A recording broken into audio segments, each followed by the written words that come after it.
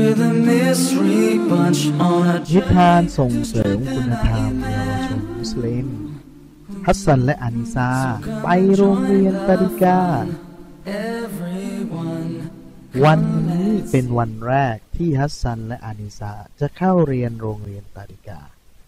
ตอนเย็นหลังเลิกเรียนทั้งสองกลับบ้านและคุณแม่ก็ได้เตรียมอาหารไว้ให้รองท้องอุมมีคะทำไมเราต้องไปเรียนอ่านกุรอาน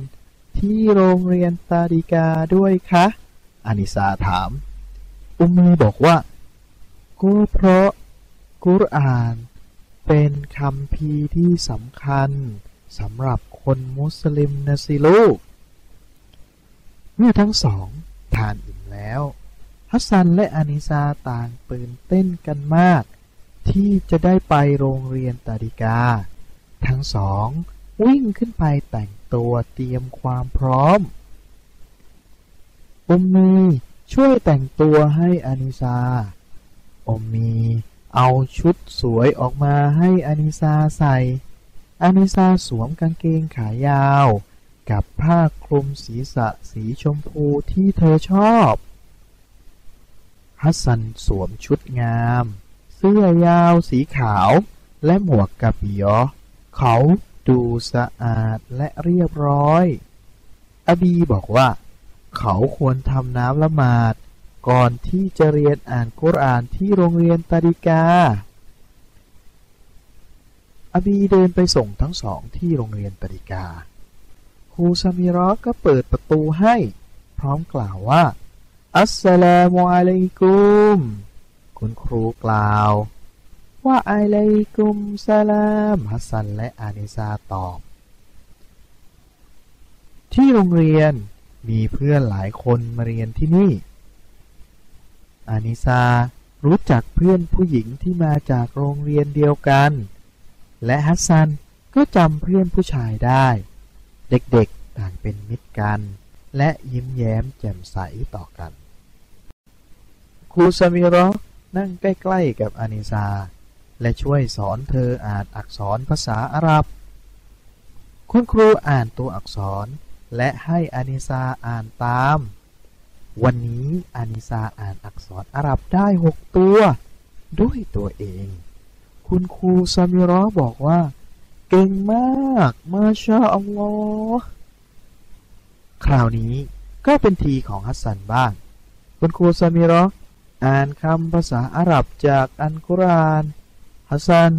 รู้สึกว่าอ่านยากนิดหน่อยเพราะต้องอ่านและจดจำหลายคำถัดจากนั้นเป็นเวลาระบายสี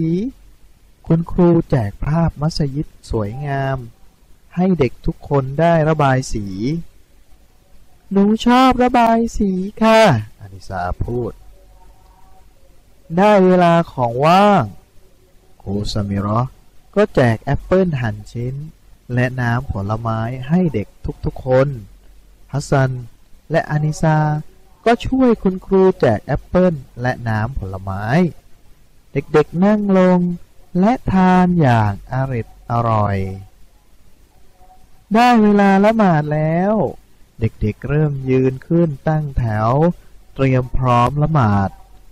หลังคุณครูฮิชามคุณครูฮิชามเป็นสามีของคุณครูซามิรอคุณครูฮิชามเป็นอิหม่ามนำละหมาดฮัสซันและอานิซาชอบละหมาดร่วมกับเพื่อนๆหลังละหมาดคุณครูฮิชามนั่งลงมีเด็กๆมาล้อมรอบคุณครูบอกว่าภาษาอาหรับเป็นภาษาที่มีความพิเศษ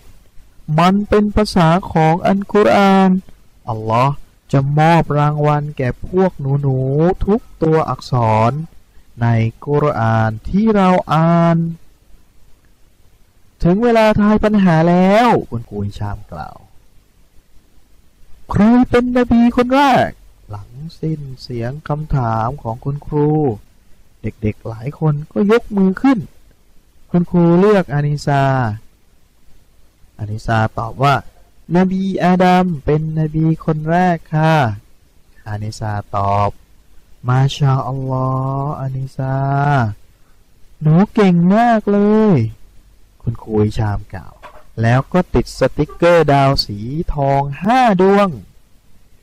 ได้เวลากลับบ้านแล้วโอมีและอาบีเดินทางมารับทั้งสองครูซาเมรอก็กล่าวว่า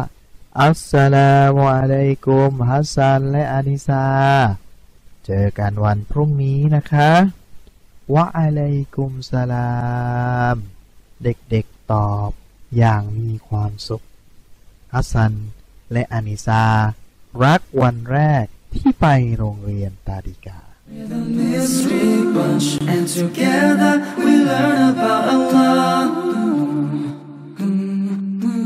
We're the mystery bunch on a journey to strengthen our iman ให้เสียงโดย